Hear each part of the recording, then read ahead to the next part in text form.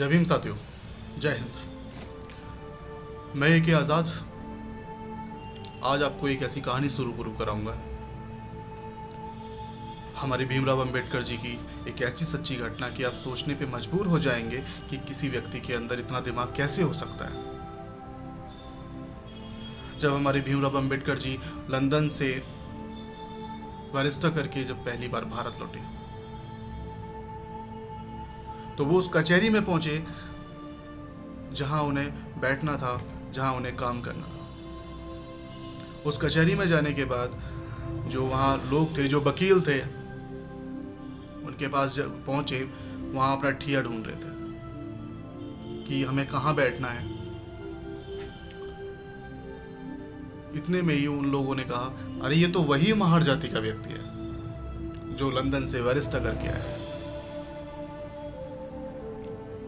और टोन कसने लगे हमारे बाबा साहेब के ऊपर और कहने लगे कि तू तो वही माहर जाति का व्यक्ति है ना जो बैरिस्टर करके आया है, तू तो बहुत ज्ञानी है, बहुत महापुरुष समझता है अपने आप को। बाबा साहेब ने उनकी इस बात का बुरा नहीं माना। वो बोले ठीक है, वो सुनते रहे उनकी बात को। फिर वो व्यक्ति बोलते हैं कि या तू क्यों देख रहा है यहाँ पर बैठने की जगह, तू एक काम करना, तू तो बहुत महापुरुष समझता है ना, अपने आप को बहुत ज्ञानी समझता है ना, तू एक काम कर, तू यहाँ मत बैठ, तू वहाँ बैठ जाकर के जहाँ गेट है, गेट के बाहर बैठ जाओ, तेरी दुकान तो वहाँ भी चल जाएगी।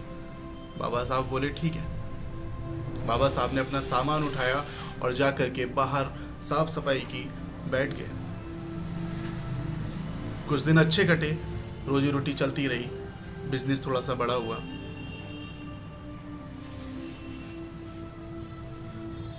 तब एक व्यक्ति जो मुंबई का, जिसके बेटे को फांसी हुई थी, जिसके बच्चे को फांसी हुई थी, वो पूरी मुंबई को खगालते हुए, पूरी मुंबई को खगालते खगालते खगालते खगालते हर वकील को उसने फाइल दिखाई।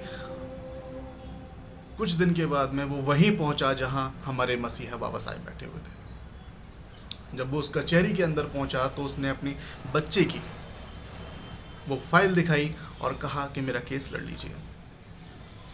वहां के लोगों ने मना कर दिया, कुछ नहीं हो सकता तुम्हारे बेटे का, इसमें कुछ नहीं हो सकता, हम कुछ नहीं कर सकते, तुम्हारा बेटा नहीं बच सकता। फिर से उन लोगों ने टोन कसते हुए कहा कि तुम्हारे बेटे को वो बचाएगा जो बाहर बैठा हुआ है, वो बहुत ज्ञानी समझता है, वो बहुत ज्ञानी है। टोन कस रहे हैं बाबा साहब के ऊपर कि वो बहुत ज्ञानी है, वो बचा लेगा आपके बच्चे को।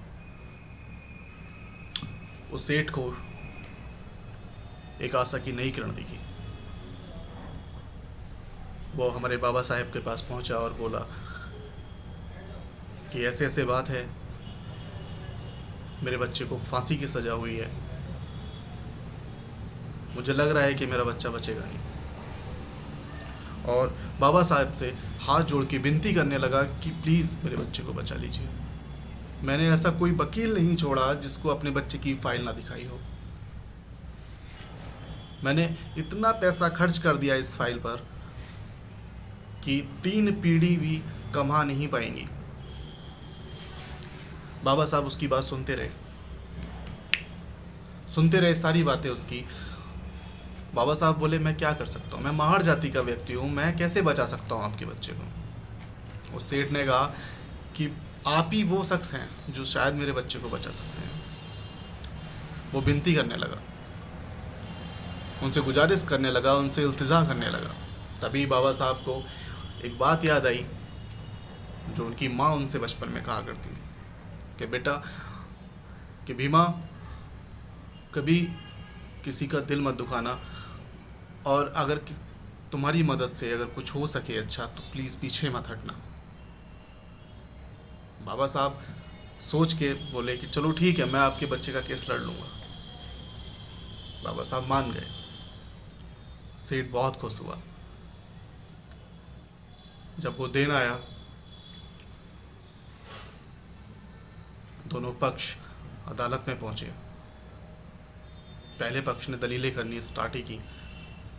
जब उसने दलील करना स्टार्ट किया तो जज साहब बोले कि आप भी कुछ बोलिए। हमारे मसीह हमारे बाबा साहब बोले कि आप अपनी सज़ा सुनाइए।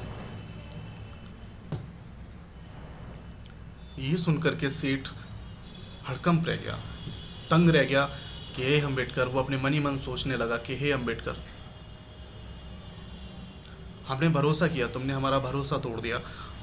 ये अच्छा नहीं किया। एक आस थी, तुमने तोड़ दी। इससे अच्छा तो ये होता कि आप मना ही कर देते।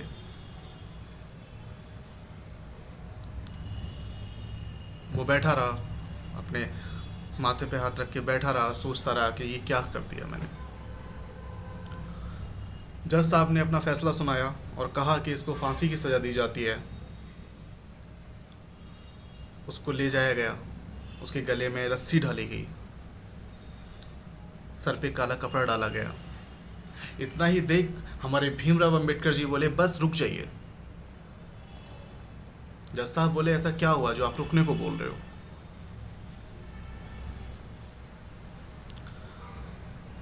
हमारे भीमराव अंबेडकर जी बोले, हमारे मसीहा बोले, हमारे बाबा साहेब बोले कि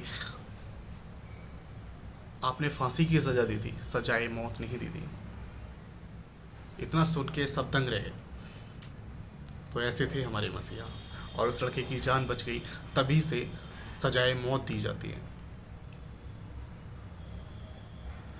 तो गाइस, बस मैं इतना ही कहूँगा कि इस वीडियो को ज़्यादा ज़्यादा शेयर कर दीजिएगा, उन लोगों को पता चले जो लोग इन बातों से वंचित हैं। इतिहास के पन्नों में थोड़ा पढ़िए। बहुत शॉर्ट में बताया है मैंने आपको, बहुत लंबी कहानी है। Thank you guys.